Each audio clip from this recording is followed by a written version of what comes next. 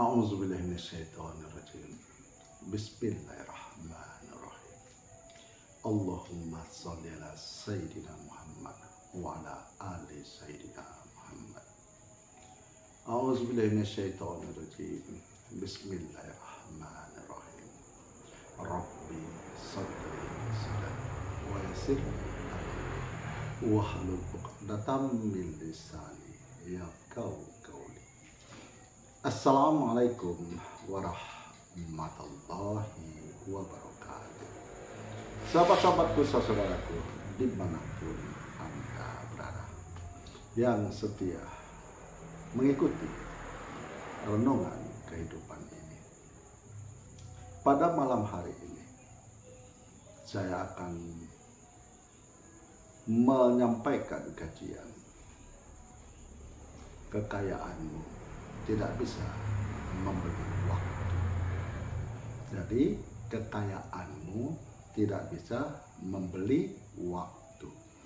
Nah, kalau kita berpikir dari masa kita dilahirkan oleh orang tua kita, dari kandungan ibu, dilahirkan menjadi bayi, dari bayi menjadi anak-anak, dari anak-anak menjadi remaja, dari remaja menjadi orang tua, dari orang tua menjadi kakek-kakek dan nenek-nenek.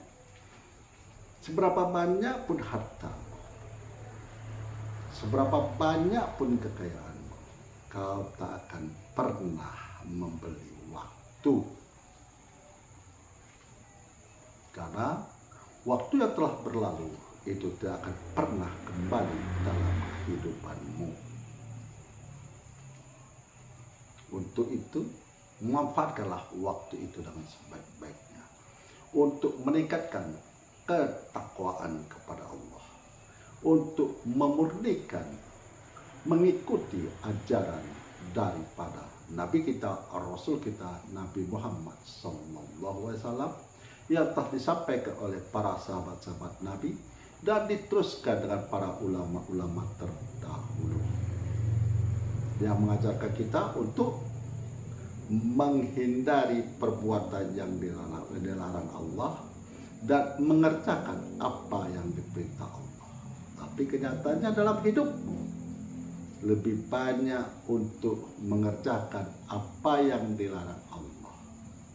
Apakah engkau sudah mengintrospeksi diri bahwa kesenanganmu yang kau nikmati sampai detik ini hanya di waktu engkau hidup, bukan di waktu saat engkau meninggalkan dunia ini.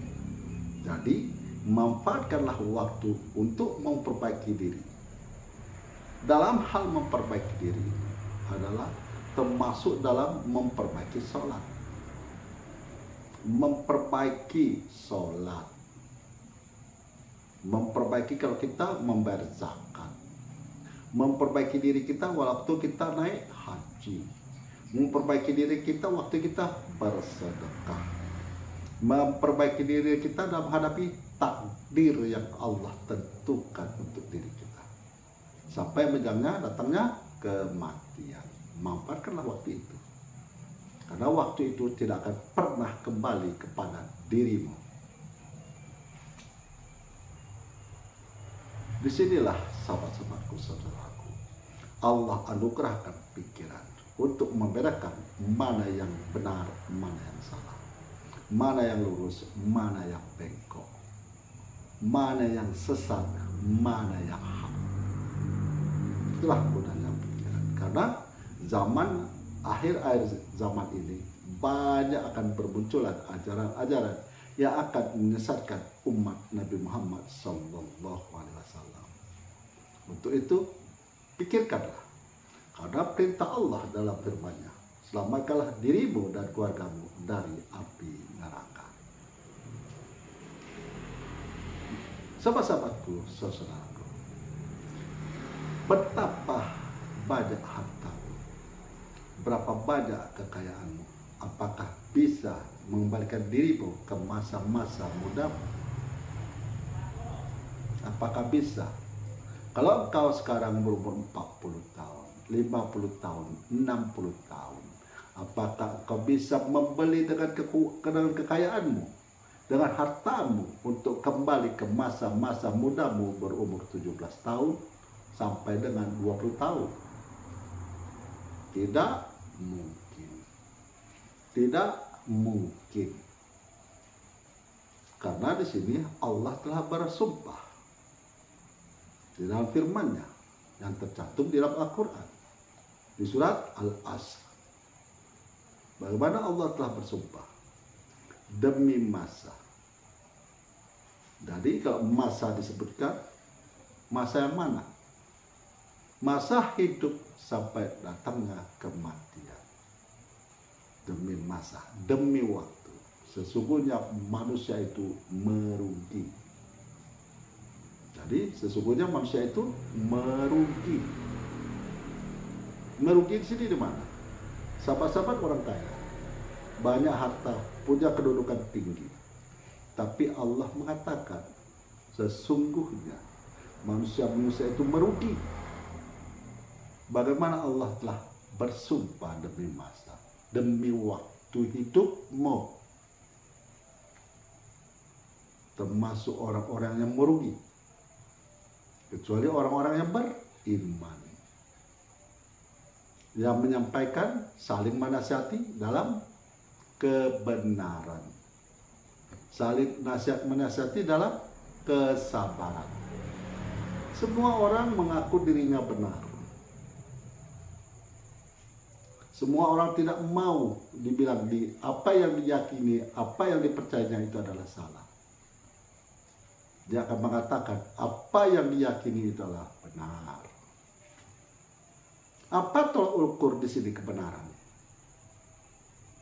Apabila lisanmu, perbuatanmu mengikuti apa yang telah dicontohkan oleh Nabi kita, Rasul kita, Nabi Muhammad Sallallahu Alaihi Wasallam, dan diteruskan oleh para sahabat, diteruskan lagi dengan para ulama-ulama yang terdahulu, menyampaikan kebenaran, menyampaikan kesabaran dengan keimanan.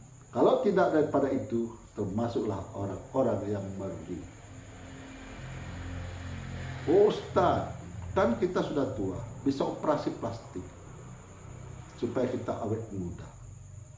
Operasi plastik yang sahabat lakukan itu hanya bagian luar, hanya untuk dilihat orang.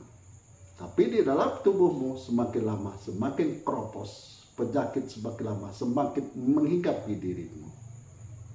Apakah matamu tidak menjadi guru bagimu? Bagaimana orang-orang kaya, bagaimana pejabat-pejabat tinggi yang telah meninggalkan dunia ini, yang kini terbaring di dalam liang kuburannya, sedang mempertanggungjawabkan apa yang dia katakan, apa yang dia perbuat. Apakah tak melihat? Apakah kau tidak menyaksikan dengan matamu sendiri?